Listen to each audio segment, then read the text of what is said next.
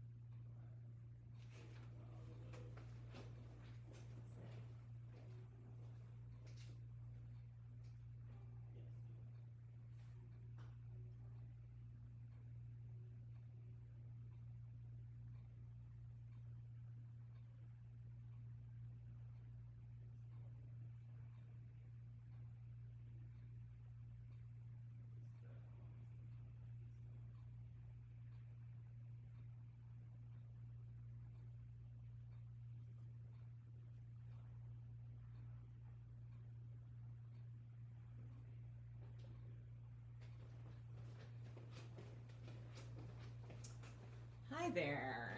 All right, we are ready to get started. I had to make sure everything was up and running. I'm not sure if I can see a chat, but if you're out there watching, welcome. We're going to try to continue working on this floral painting today. And I'm just coming back into it. You're going to see like every moment of me painting this. I think the first step today is just going to be to give this a little light re-oiling. And 1 second. What I'm going to do is just show you, I just want to show you like on my palette. I squeezed out just a little bit of oil. Can't even find it, but there it is. And I'm going to take that oil and scrub that into this darker area. And what that does is helps me bring back some darks, just to make sure I'm seeing all of the darks in that area, because it does go a little bit matte. I'm not seeing a ton of color change, so I think I'm fine.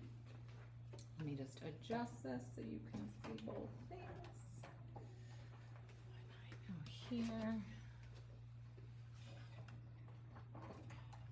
Bear with me, guys.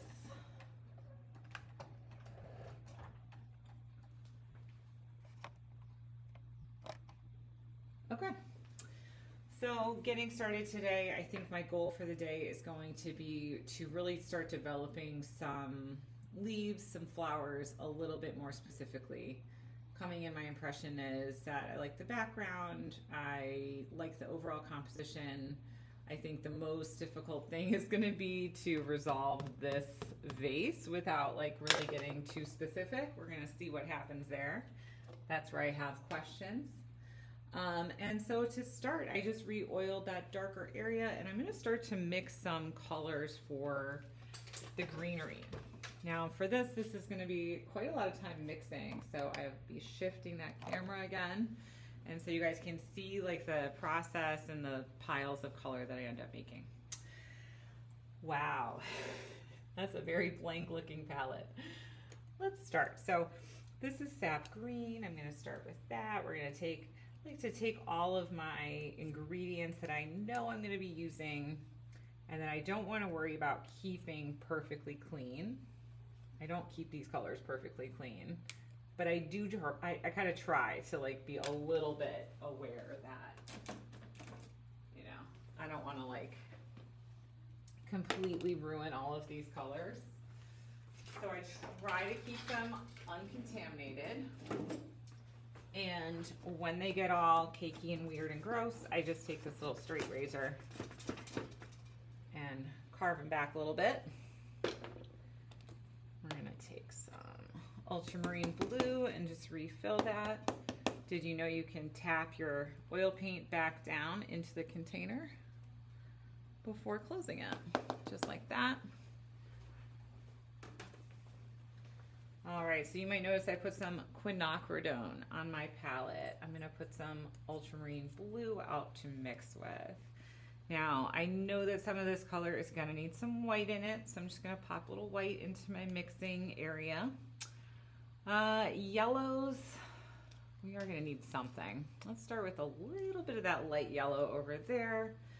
So this is kind of like how I set up everything when I'm gonna mix. I just take a bunch of stuff that I know might be useful. I'm gonna mix together two greens. I'll put a little drop of white to open that up a little bit and just see where we are. Holding that up, you know, to my still life, I'll kind of be able to gauge it that way. Now that color is incredibly pure. It is a very annoyingly saturated color. I do not want full saturation, the first thing I put down in this. And I have a very, I don't know, particular color scheme going. It's much more blue, so I'm gonna throw blue into that. I don't want to like shock this by being super different from the rest of the piece and having it feel like it just doesn't fit at all. So I think I'm going to experiment with even more blue to this green, and I'm going to bring in a little bit of teal, cobalt teal. And I do like this color. It's kind of pretty. Looks like it needs a little more yellow in the color to be a believable green. So instead of yellow, I'm gonna go with sap green, which has a more yellow quality. Okay, so let's just see what this does. I'm just gonna experiment with putting a little bit of this color on so that I will know if I'm on the right track.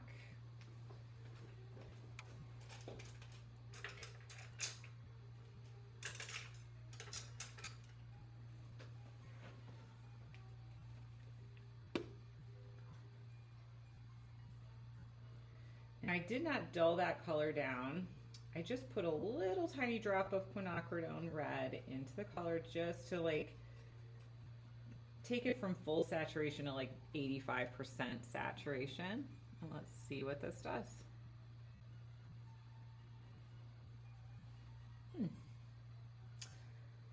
It's all right, but we are gonna need a few more variations in terms of value for sure. We get some lighter lights going, so we are going to continue to mix. I'll consolidate this pile that I just tested out, and I tried it just to see, like, am I on the right track? Is this where I kind of want to go with the greens? How is this all going to look? So I tried in this tiny little area. And I will tell people, like, if you're resolving color and you're kind of thinking about, like, what do you want to, you know, make happen, try one little area. Give yourself a little preview area to experiment with this new color scheme that you're bringing in here. If you're introducing color into a new area, you want to see what's going to happen. I like the two variations of green. I'm going to make one that's got a lot more teal in it, stronger. That's really cool. All right, let's put a little yellow. Let's lighten that one up a little bit. I have a lot of dark blocked in already. It's not necessarily the right color, but it is the right value. And what I need to do now is just to begin to, I'm going to start with my middle value of green. Shift you back up here so you can see.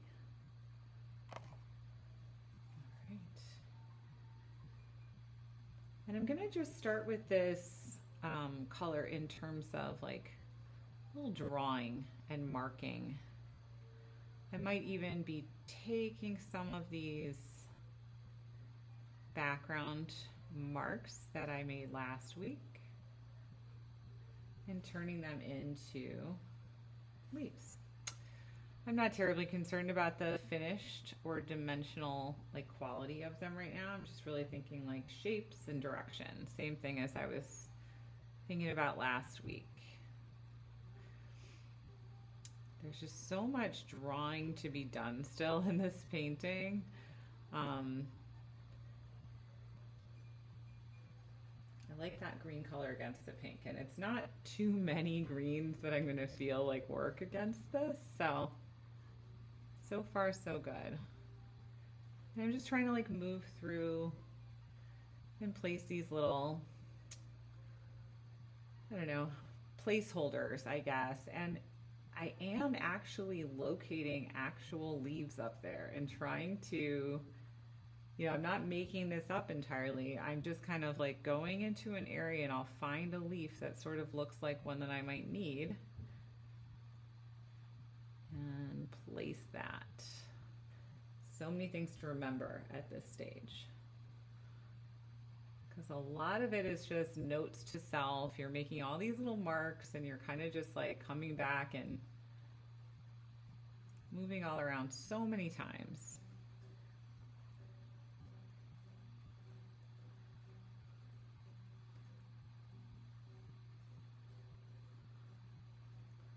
But each color that we're adding here is another tool to bring in some new definition and kind of get a little more specific with what we're painting. I think the process of trying to simplify what you're seeing is incredibly challenging / fun.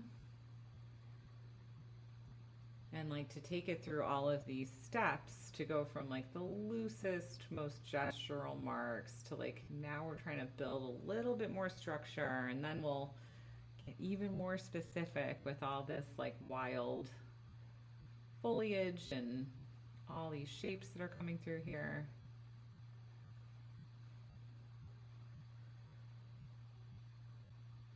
The process is a really fun process.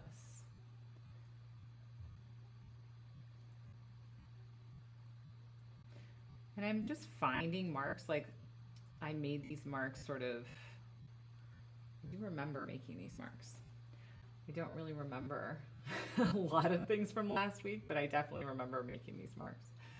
And I just sort of, I remember like getting into just kind of feeling out the rhythm of these leaves. I'm not trying to specifically draw one or two, but now I'm not so much thinking about the rhythm. Now what I'm doing is going back and following the marks I left myself last time. And I'm trying to find within those marks what I might have been seeing.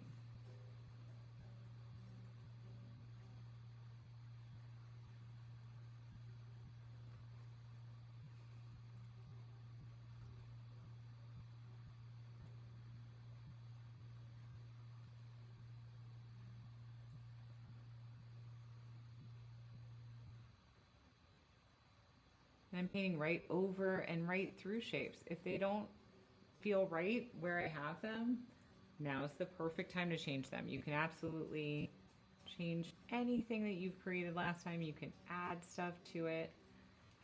I think just that level of like, you're not committed. You don't have to carry on with one thing that you've drawn entirely in your first setting.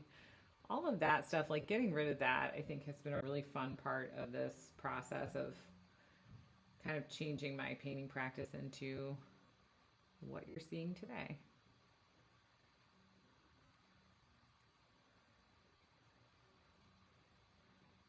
So just using a dark color, you're always going to think, what is this dark color going to create contrast around? So I have a dark green. I really want to use that to define some of these lighter areas, especially if I see like a lighter pink area. That could be a really fun contrast. That's nice. Maybe I can just begin to start to indicate some of those little red flowers in there by creating some green shapes that will define them.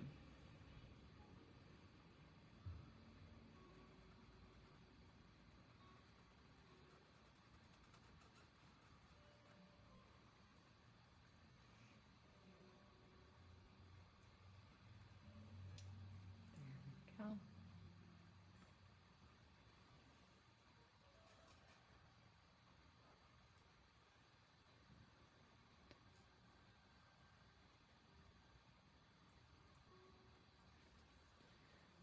And I mentioned in the last week's video that this is a real like S-shaped kind of composition, and I want to just reinforce that. So I'm trying to keep loose. I'm trying to like move through here quickly without being too terribly caught up in like I have to draw every single leaf and make it look like the leaf right away.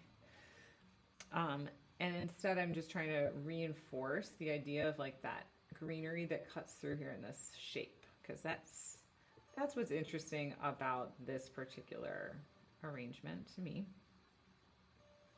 So a little down here and then a little bit up here to balance that.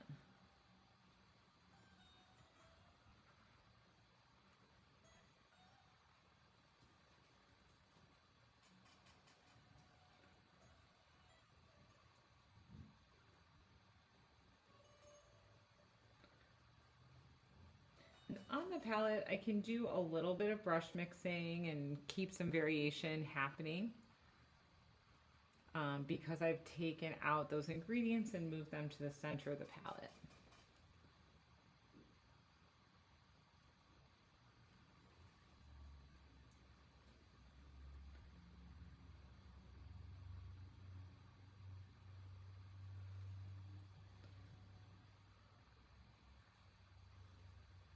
A little more up here just to develop that. And I'm not trying to finish one thing. I really do not want to entirely finish all the leaves and have everything just perfectly set and then move on to the flowers. It's all got to happen at the same time. So that poses a real challenge, because the way we think about drawing something is that it should look like the thing and be finished as soon as possible. Because that's the safest bet, you know. However, if you can kind of hold out, leave this open as long as you can, don't make any real firm commitments, no real firm decisions. Just kind of leave it open. Leaving it open. I do feel like it results in a really nice, beautiful painting. So some of these lights, I'm a little bit of a lighter edge here and there. Onto the shapes I've already painted, I'm just gonna drag through.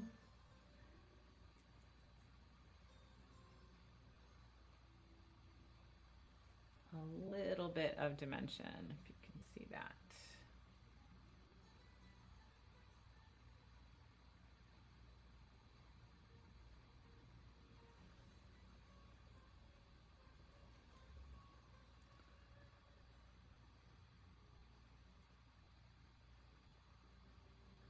There's so much space. I don't know if you can tell from the video, but there's so much space around all of my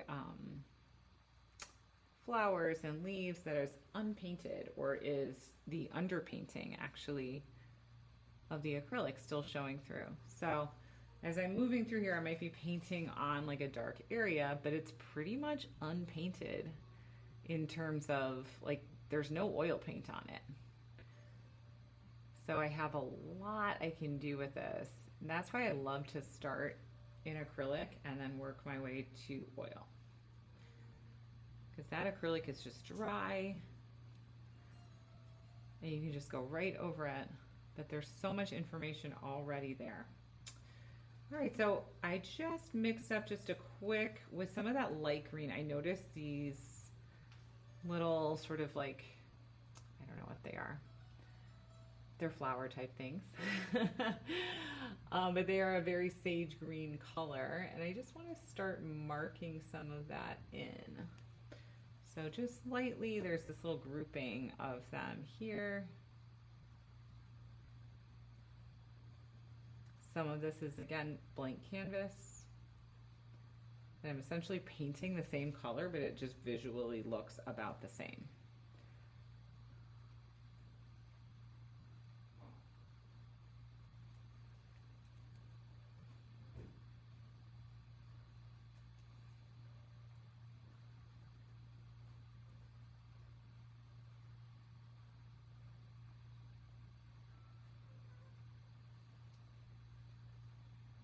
Now there is some shadow in this little object, and so I'm mixing, like it's a yellowy green, and I just mixed in like the tiniest, most You almost can't barely see it, just a little bit of violet into that color, and it just sets it back into the shadow tiny bit more.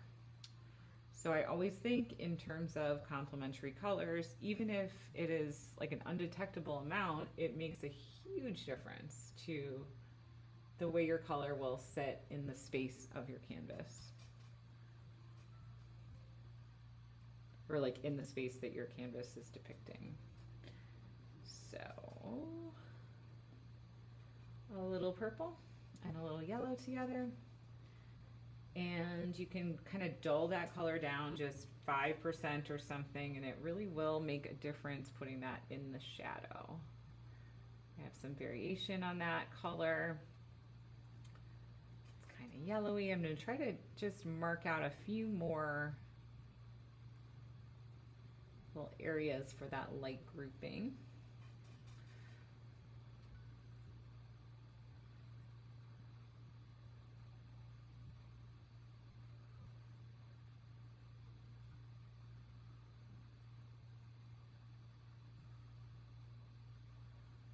All right. Now that I'm adding some lights, I kind of want to continue down that path. That really changed things, and I think there are more things to add. So I've got some greens in today, and now I'm just going to begin kind of building up a little bit on the lighter forms of the flowers.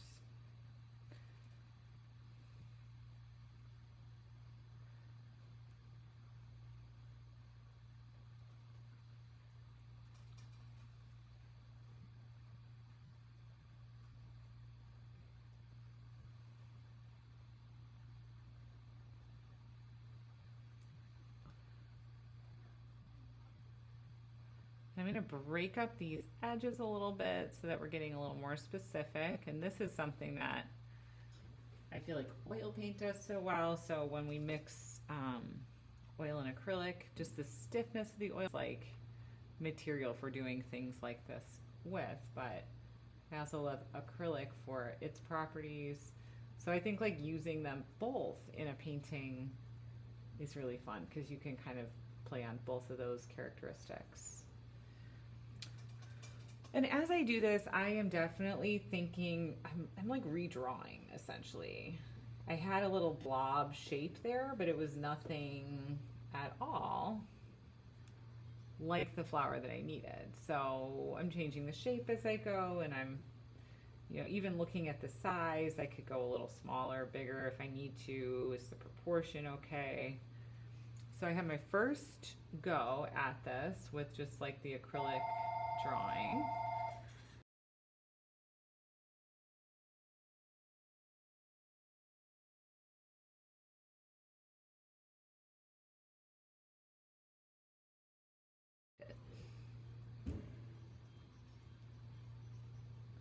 I love how the center of these have like a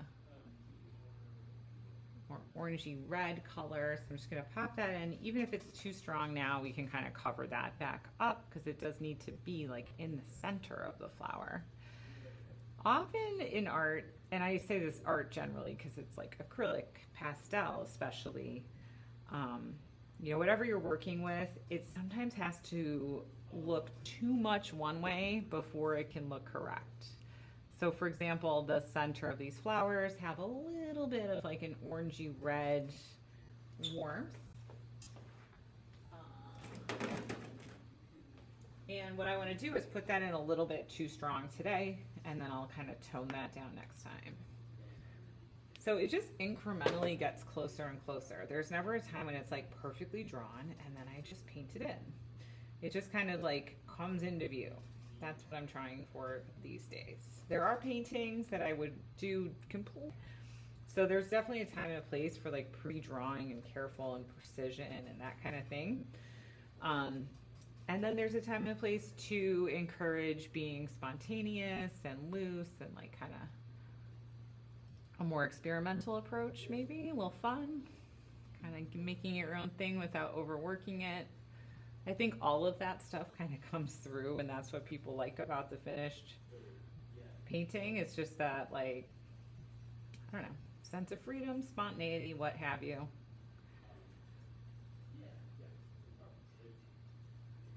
So even that little mark I'm putting on that really just cuts in front of all of that reddish color that now feels like it's much more in the center.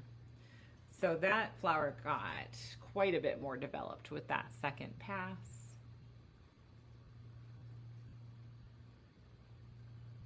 And there's more to come. So I just, I want to assure you that eventually these will be very recognizable. We can get there. It's just that we don't have to do that whole setup of like, I will precisely draw and plan and control every single part of this painting.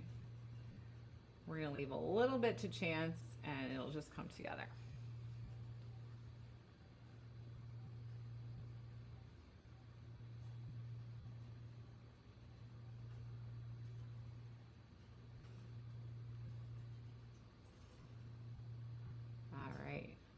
You can kind of see how I'm holding my brush, and I'm trying to just lay that brush on the surface with the least amount of pressure hitting the surface.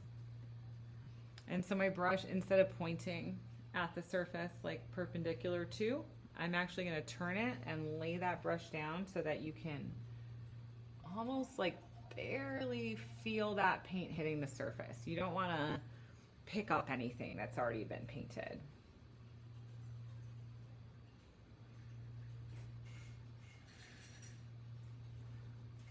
All right, so enjoying this process. I'm going to keep going and do a few more of these little flowers just as fun. Whoops. I have definitely painted outside that little flower. Totally fine. We don't care. Oh, these are different colors. And now I'll go over here. All right. Here we go. I remember I put these on as a very last minute kind of like afterthought almost into that wet background paint because I wanted some softer edges back there, and I want these to just kind of sort of recede into the background just a little bit more than the ones here. I want these to like come forward. I want a few back here. They're just gonna like shoot back into the distance. So if I want them to sit back, I must make their coloring closer to what is back there. That's gonna do it. If I make this color closer to this, this will look like it's closer to this in space, right? So we want to make this flower have fewer lights, a little bit more of that pink coloring. That's going to have less contrast and come forward less.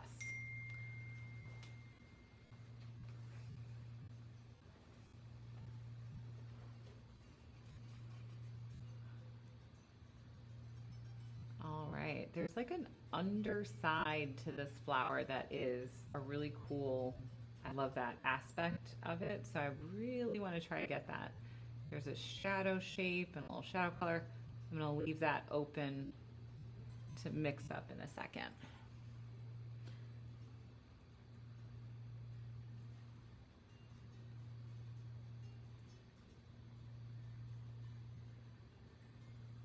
About painting is to make things look random, because my instinct and everybody's instinct from what I've seen as a teacher is going to be to go in there and go flower petal, flower petal, flower petal, flower petal.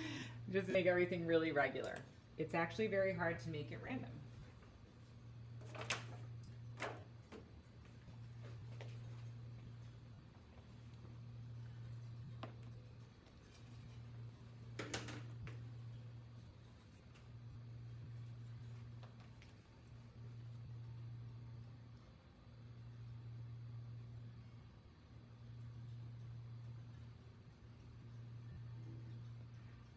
Like almost a cooler, bluer shadow in a few places. I'm just going to show you a little more mixing for now. Bluer shadow, I've chosen that cobalt teal simply because it is other places. It's in my green. So I definitely want to minimize the amount of different colors that I use.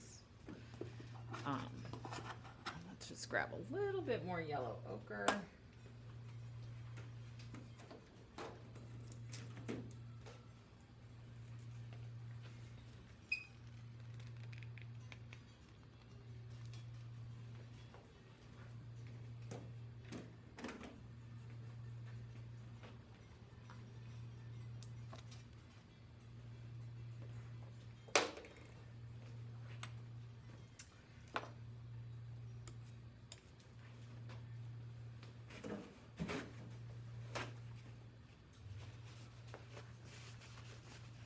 All right, so we were making the little shadow color for inside that flower.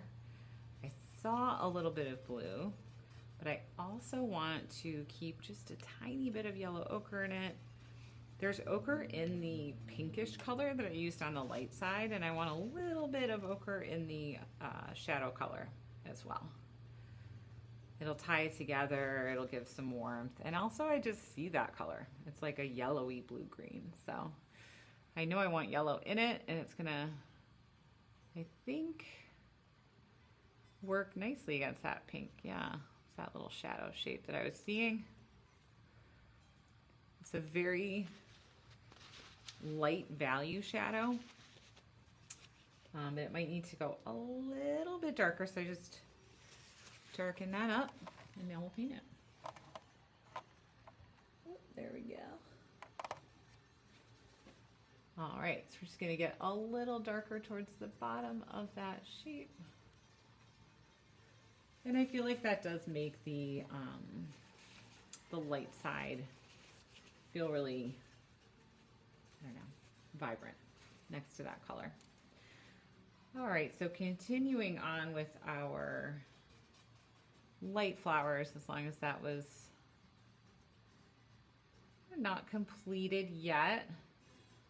And again, this is just the first pass on these flowers. We're gonna come back. Maybe it's the second pass, but we'll come back. They don't have to be finished right now. And I have to make some decisions in this area. This is a little bit confusing. Like, what am I gonna do with this? Not totally sure. I feel like I need a leaf in here. So let's solve this if we can. I think we need like one kind of higher there. We're gonna cut in front of that with one of these little stick kind of bird-like flowers. But it looks to me like it's time to grab something similar to the background and do some cutting in. So let's do that.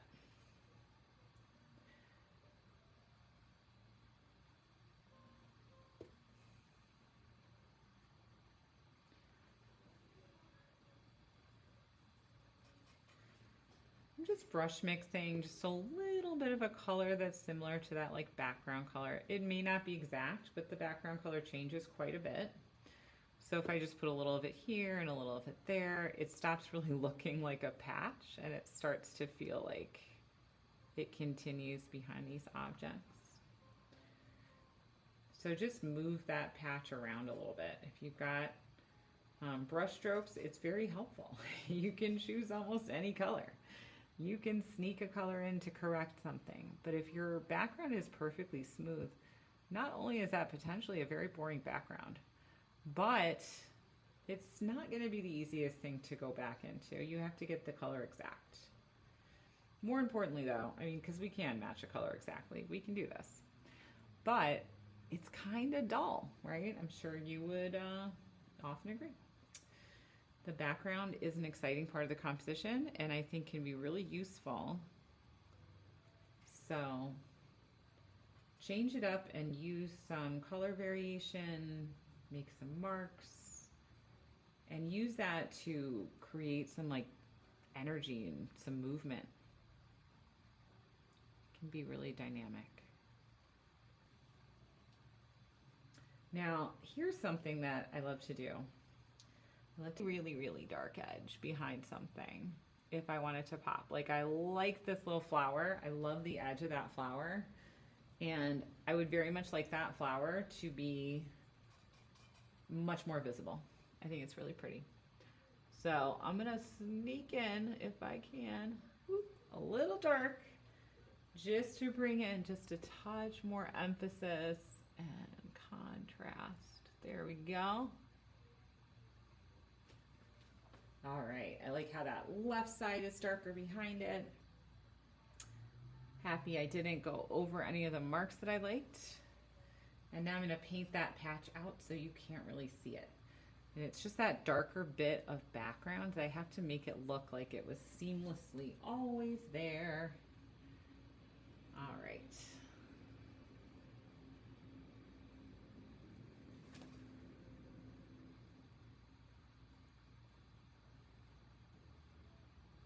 Okay. Believable. All right, so the progress today has been, we've gotten some greens, we still have some time left, but I'm just kind of assessing, like, where am I, what am I doing? Am I doing the right thing? So far, so good. All right, let's get into maybe a little bit of that. We've got a lot going on here. I want to get a little bit of the picture today, and then I would love to get some color in here, because this is actually pretty different than what it will need to be momentarily. So, two things to do. All right, let's do them. Going back to our mixing, one day I'll do a split screen. It's gonna happen. Let's see.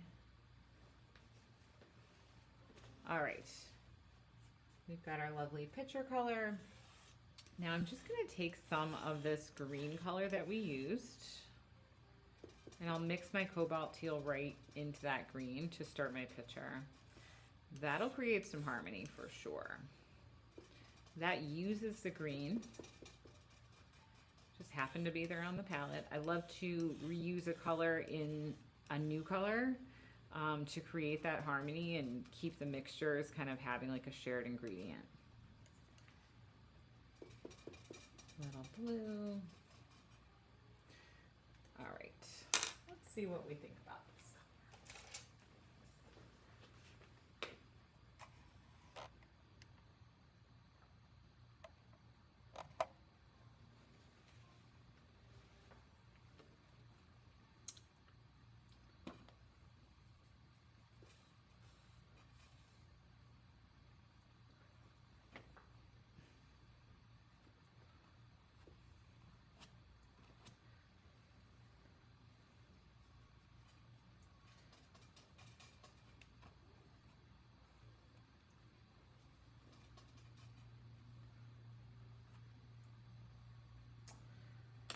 All right, well, I know what I think about that color, and it's probably not what I want.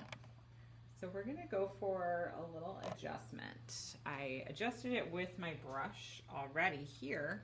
This is the original color that I mixed, and I don't know how well that's gonna show up. I'll rewatch this, we'll see what that looks like. But for now, that color was way too saturated. It went on looking like it was going to ruin the painting because it was so complementary to that pink. It had no pink in it. It really did have a little bit because it was already in that other green that I used, but I need much more of it to harmonize it. So we are definitely going to be changing up that teal. It's got to work with the background. Let's make a nice strong quinacridone kind of red, and then we're going to take like a good chunk of teal. And we will move that over here. I mean, even that blue is better, but. So I don't want it to be as violet as it is, but it definitely can't be as green as I originally mixed. So someplace in the middle. If you recall earlier today, I was saying that this was the area that I think I have the most like concern about. Like I have to figure out something to resolve this little area. Yay, fun. I like that way better. I guess it's just got to stay like a purpley teal. And I think more muted. This purple is a little bit too intense. I want everything to really reinforce that little S-shaped composition. There we go. All right, so now that I have like a mellowed out color, I'm gonna focus along this edge and try and get some value contrast.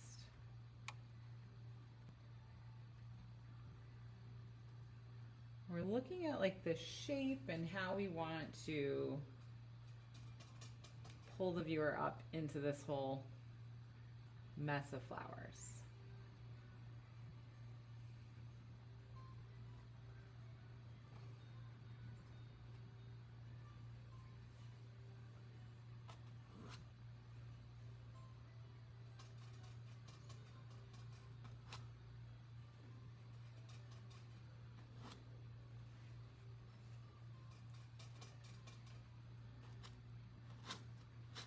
I don't want a huge amount of attention here though. Generally, if I do not want attention, I don't want to add contrast.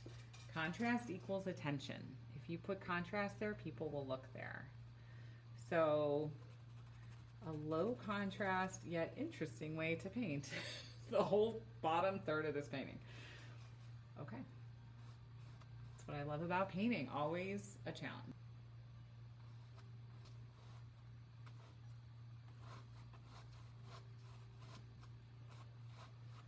Keep feeling my brush strokes just kind of wanting to go this way to sort of counteract that curve. And then I do feel like I want to get like a little bit of the opening of the picture so that we sort of know it's like a picture. I don't think that would be terrible.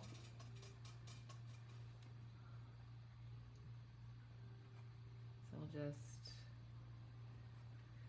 bring that through, and then that's gonna really disappear back there.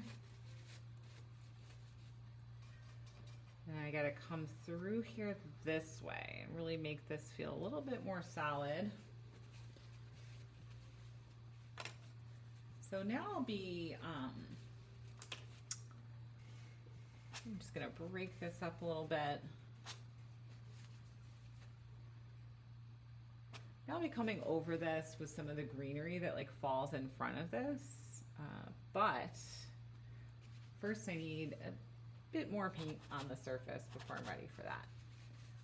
So just so, you know, we can have like a base to go on top of. I'm gonna fill this in a little bit more before I come in with some greenery that spills over the front.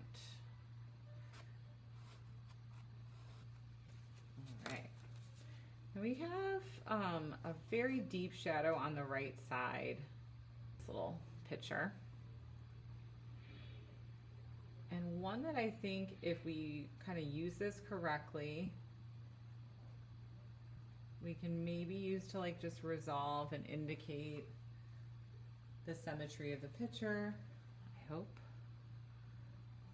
So there is a handle out here. Might have to cut in a little bit.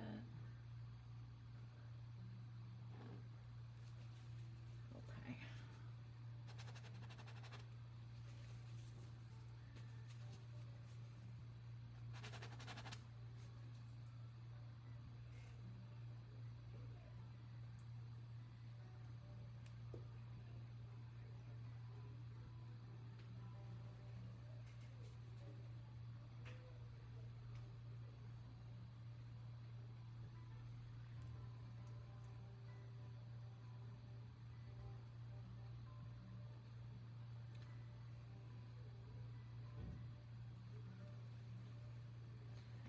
I'm just even starting to like give a few lines to kind of like break up the edge.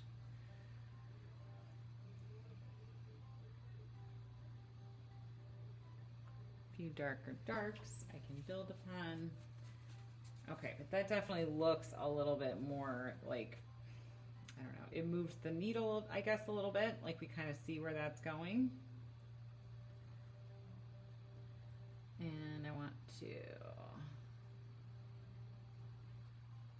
carry this red over a little bit.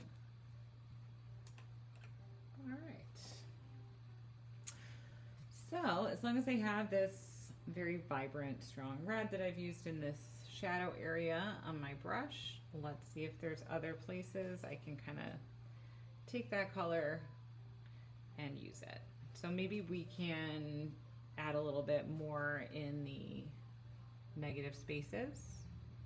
Trying to think about, that's a darker version, so that gives a little like lift, a little pop, kind of brings that form forward. Here I'm just kind of going over and up to some of the shapes I just painted today. If you remember, I started with these kind of like sage yellowy green flower forms, and I am now adjusting my color a little bit more violet to bring in right next. Love the contrast of those two.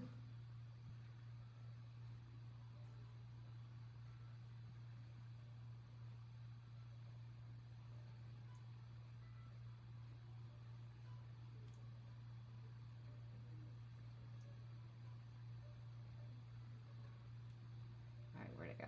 Here I am. Lost my place for a second, but I found it.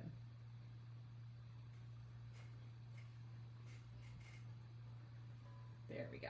So I'm just bringing that darker color like over to those sage green flowers that I painted earlier, but that doesn't mean that I'm totally done with the sage green flowers. So I can always, either when it's dry or just very carefully when it's wet, I can bring those colors back over the background.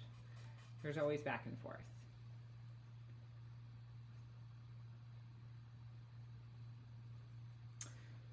All right, so we're bringing some contrast up to what we want to see. That's a good way to think about it. If you want people to see something, bring some contrast right up to it.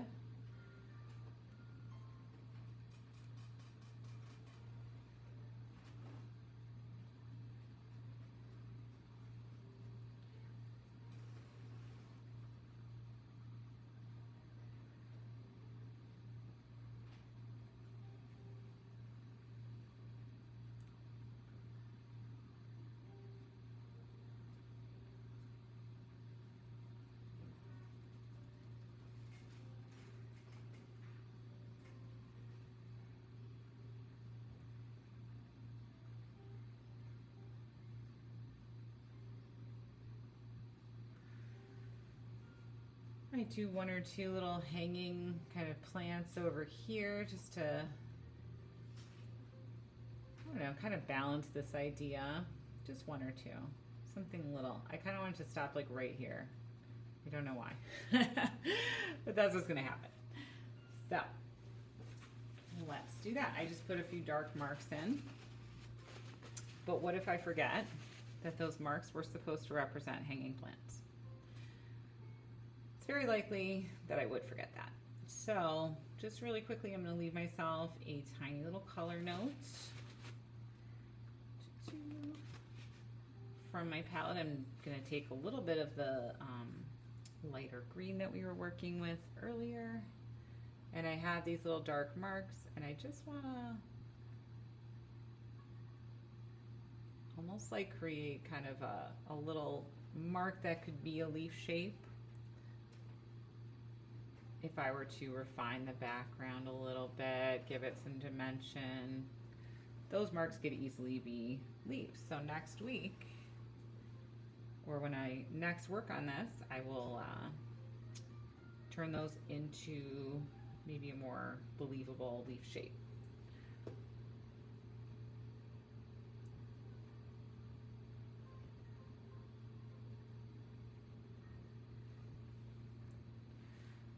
Okay, so one of two goals to finish today was to get something going for this picture, and I kind of like what I have so far. Good enough, I guess. We'll kind of think about what to do with that. I'm going to throw a few more leaf marks in on this side because I have the paint. The other goal was to block in some of these flowers up here. So that's a fun one to end with, and we'll look at color mixing again. There we go. So we've got these kind of like yellowy, They're darker than these flowers. We really want these to look separate and not be the same looking flower, like, oh, did she just paint them a little too dark over here? We want to make these look very distinct and different. So I'll first mix up some yellow here. I'm going to take some purple. And best to take what I've already mixed. That's usually what I think harmonizes the best. I need kind of like a greenish yellow in the end, and I think this purple is just too red to get me there. So I'm just going to take a little bit more of the bluish violet. That helped, but I want to put even more blue into this purple. I'll put a little cobalt teal here. Now we're getting somewhere. So this is definitely like mid to more bluish purple now. There we go. All right, now it's really dark, and this is a really light color. I always recommend to painters, if you're gonna do that, you might wanna lighten that color first a little bit so that you're not making this value jump as much. Bring them a little closer in value. We're gonna add them together.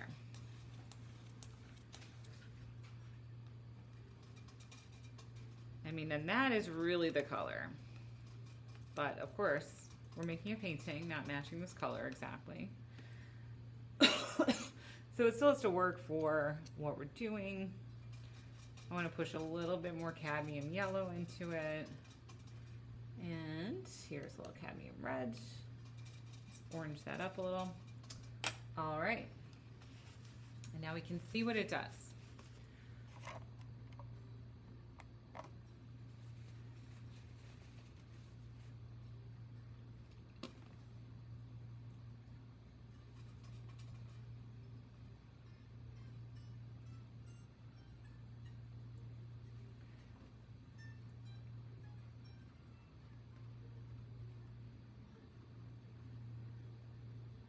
And these have like a much darker color on the inside of the structure and a lighter color on the outside. So I'm not painting this color everywhere, but I do think it's the right color and value for the inside.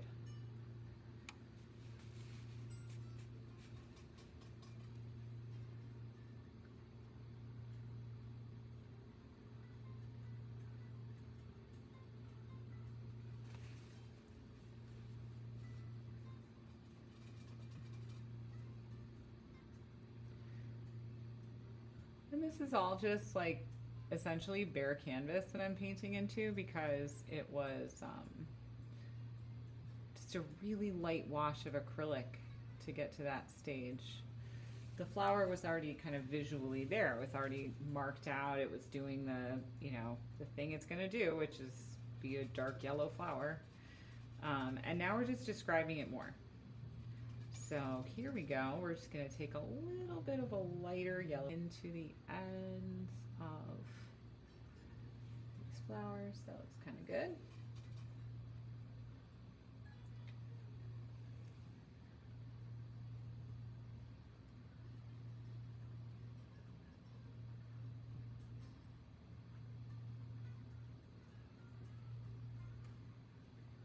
Left some additional space there. I'm not really sure why I did, but I'll have to go back and fill that in a little bit more.